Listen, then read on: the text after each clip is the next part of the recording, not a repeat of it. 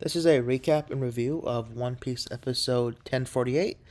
And in this episode, we see the continuation of the battle between Yamato and Kaido. During the battle, Kaido knocks Yamato down, and Yamato continues to say how much he loves Odin. And at this point, we see a backstory. We see 20 years in the past, and we see Yamato as a kid. And she's running around saying how she is Odin and she wants to be like Odin after witnessing his execution. And Kaido's guard actually capture him. And this is where we see Yamato's Conqueror's Hockey.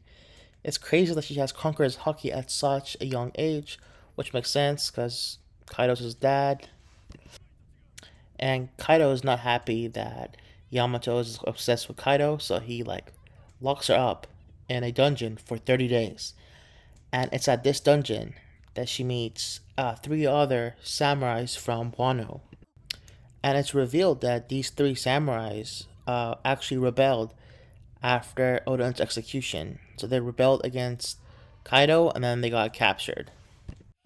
At first, she's really scared of them because she thinks because her dad is Kaido, these samurais would hate them and actually want to kill her.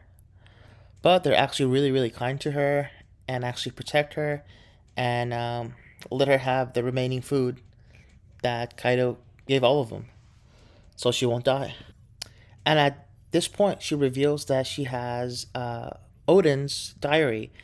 And in the diary, we see how Roger came and recruited Odin and basically told him that he really needs him and he won't be able to find the final treasure or the final island if Odin doesn't join his crew. And so we kind of see a little backstory of how Odin joined Roger's crew and how they were able to get to the final island and get to One Piece. At this point, Yamato's been held captive for almost 10 days and she's very weak and she's very close to dying. The samurai see how much she loves Odin and how she's willing to fight in the future, so they're willing to risk their lives and try to break out in order to save Yamato. And that's kind of how the flashback ends. And Yamato says that there's still a lot of people who believe in her.